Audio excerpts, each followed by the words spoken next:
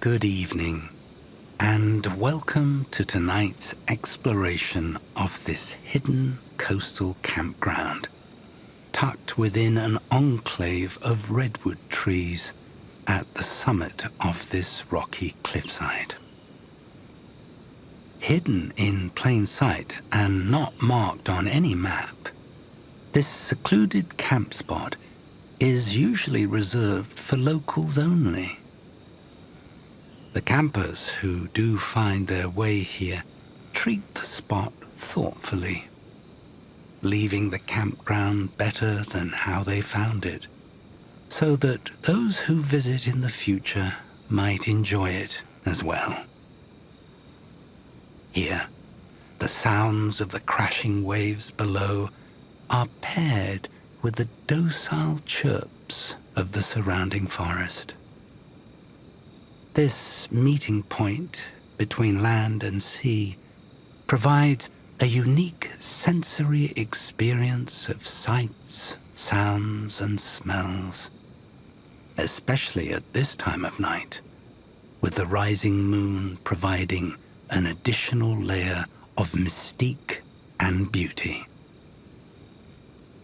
So, as we settle in for the evening, let's deepen our sense of relaxation with a brief wind-down exercise. Tonight's wind-down is an exercise we call noting. It helps to soothe the mind. And once you've learned it, you can even use it if you wake up during the night. We're going to be counting our breaths, and then just gently noting thoughts and feelings as they arise. We're not trying to change them. We're simply labeling thinking as thinking, feeling as feeling. It may sound incredibly simple, but it can help to create distance between ourselves and the thought, and ourselves and the feeling, so we don't get so involved in it. That, in turn, creates a more restful state of mind. In other words, the perfect conditions for gentle, restful sleep. So, to begin, just take a moment or two to get comfortable. Make sure you're nice and cool. Just starting with some big, deep breaths, breathing in through the nose and out through the mouth. And with the next out-breath, allow the breath to return to its natural rhythm, in and out through the nose, and feeling the weight of the body pressing you down into your bed. And in your own time, starting to count the breaths as they pass. 1 with the rise, 2 with the fall, just up to a count of 10. When you get to 10, you can stop and start again at 1. And remember, any time you get distracted, the moment you realize you're distracted by thought, simply note it, thinking, and return to the breath. Or, if a feeling arises, note it as feeling, and return to the breath. Noting is very gentle, not harsh at all. Think of it like a feather just gently touching the surface of a crystal glass. I'm going to give you a few moments just to keep counting the breath and noting any thoughts and feelings that arise.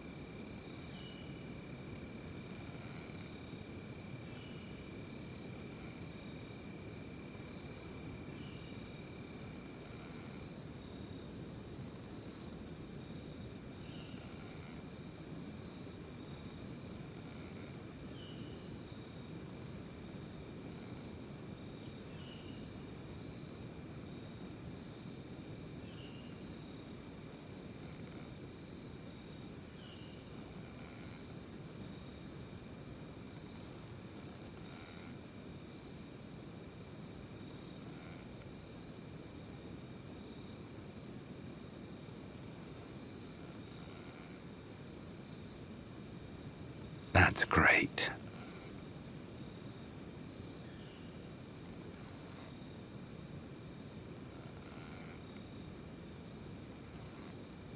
The campground itself, unrecognized in any official sense, is small, with just enough flat earth to fit a single tent. The cozy nature of the campsite makes it all the more desirable. An unbelievable find for a solo retreat. On a night like tonight, with the air clear and warm, sleeping in a tent would be such a shame. Sometimes, campers will spend the night in the hammock on the edge of the property, which overlooks the cove below. Tonight, however, the grass underfoot is plush and overgrown, padding every footstep. The moon, looming large on the horizon, demands attention with its boundless glow. Tonight, nothing could be better than lying directly on the soft earth and gazing headlong into the brilliant night sky. The soundtrack for the night is minimal. Crickets buzzing in the shrubbery.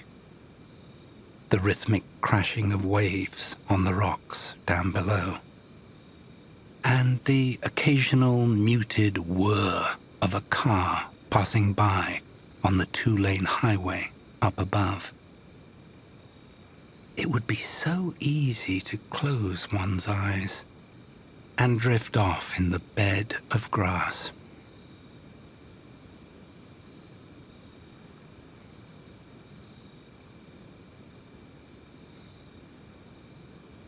On the cliffside overlooking the cove, a hammock sits suspended between two sturdy redwoods.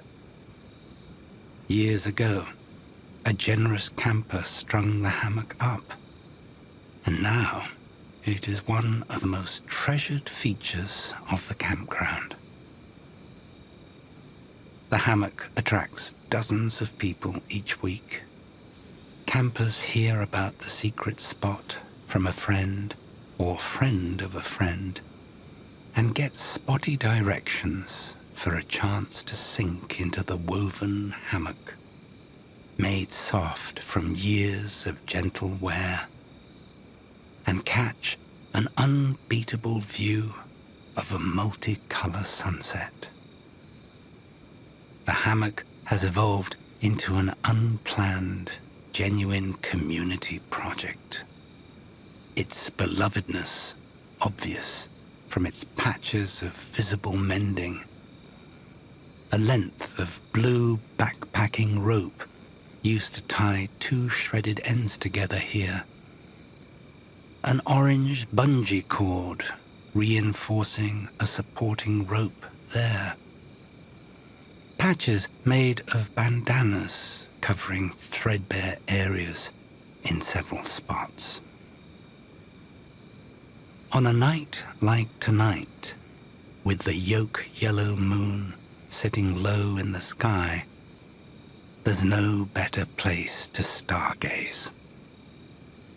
It's easy to sink into the hammock and get lost.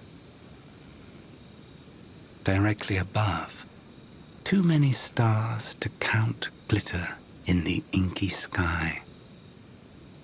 Swaying in the hammock, listening to the waves crash on the beach. This is the perfect place to fall asleep.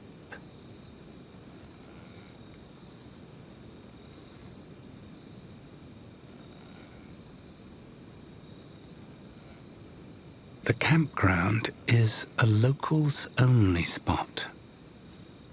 Its existence only mentioned by word of mouth. It's unmarked on the county map, so people lucky enough to hear about it in the first place must rely on second-hand testimony for basic directions to it. Once there, it becomes clear why it's so special and so closely guarded. Tonight, the campground is completely still. Not another soul around. But remnants of past guests linger.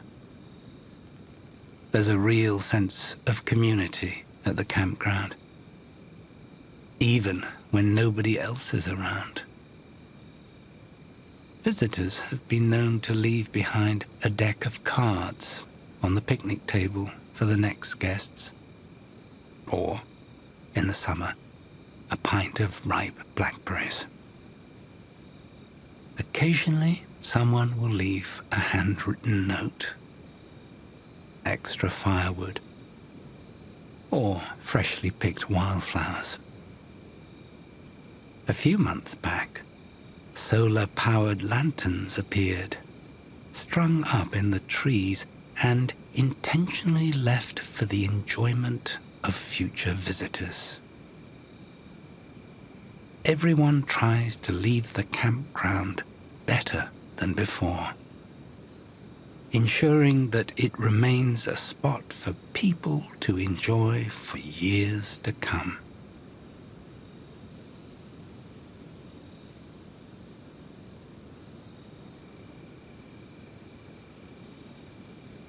Distinguished redwood trees form a perimeter around the campground, adding to its hidden nature.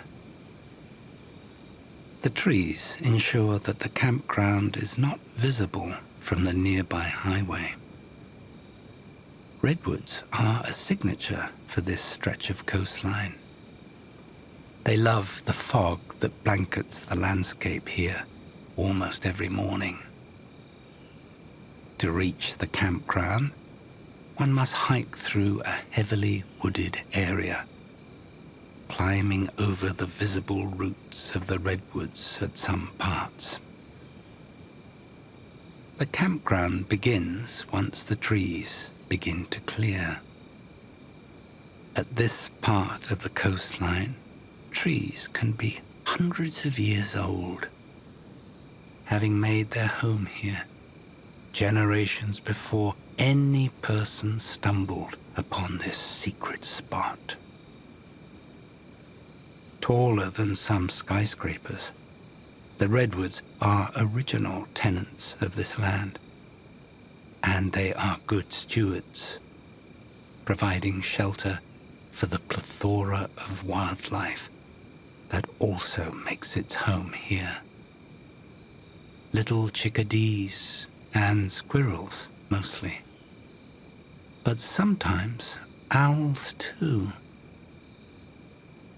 On a younger redwood, just near the opening to the campground, a fellow camper has hung a homemade seashell wind chime on a low-hanging branch. The wind chime is lovely, and is clearly made of found materials: sand dollars, clamshells, and shards of sea glass, strung together with ordinary copper wire. Someone must have visited a nearby beach and put the wind chime together by the fire one night at camp. Another left behind treasure, adding to the eccentric nature of the campground. Someone's creation has improved the landscape for all to enjoy.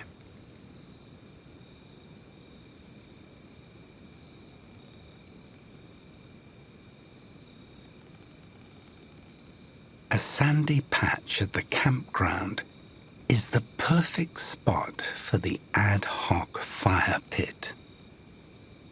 It's an oblong shape, created, like so many other features of the campground, bit by bit over the years. Visitors collected stones from the cove below, one here, one there, leaving them in a pile at the campsite, until there was a grouping large enough to fashion a loosely curated ring around the fire pit. Examining the rocks, it's easy to get lost in thought. Some are perfectly smooth, while others are pockmarked by the sea with craters. Each rock has been meticulously carved and shaped over countless years by the ocean, stained with salt water. Even though there's no evidence that someone has been here today, the musky odor of fire lingers in the air here. Small piles of ash have accumulated, remnants of meals past. This would be the perfect spot to make a morning cup of coffee, or warm up after a nighttime swim. Tonight, however, with so much light reflecting off the moon and no fog having yet rolled in, there's no need for a fire. This cliffside campground is plenty cozy as is.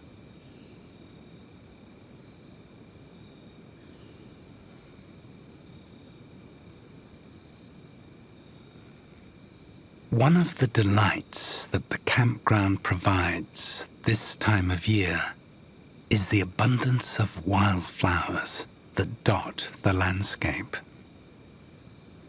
The hillside path leading to the campground is blanketed in wild mustard, highlighter yellow and willowy in the wind.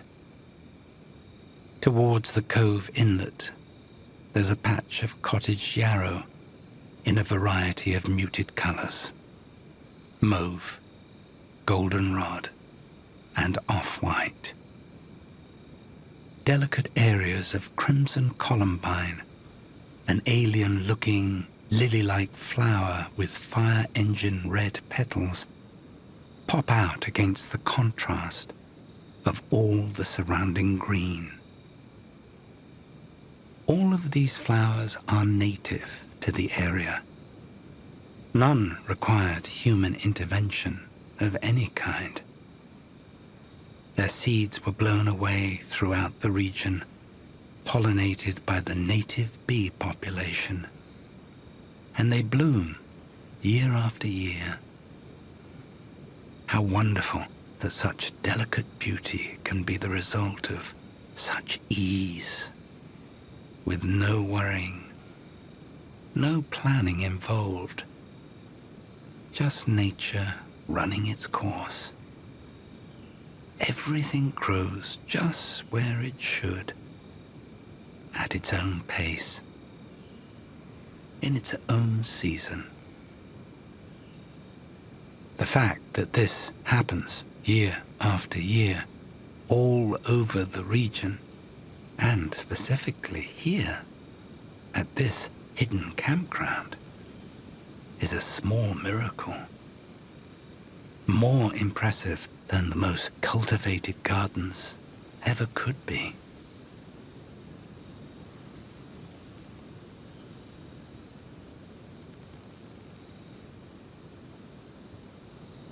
A tree stump near the edge of the campground is the perfect place to catch a glimpse of the ocean below. A lookout point for one. Pristine turquoise during the daytime. The water takes on an inky quality under the moonlight. At high tide, the ocean expands to the edge of the cliffside.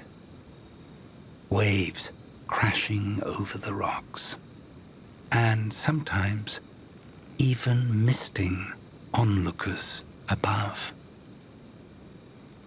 Salt fills the air and drifts up to the campground.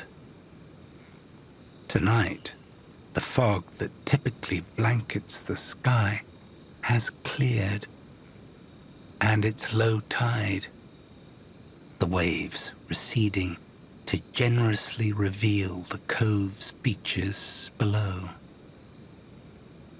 It's easy to imagine on a summer day how nice this cove would be as a secret hideaway, if only one could reach it.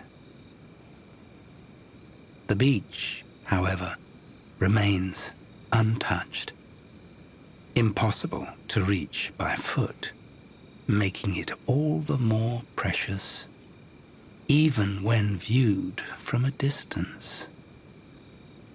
Waves gently tumble in and rhythmically return, leaving behind only sea foam. The reliable pattern of waves back and forth is a soothing comfort.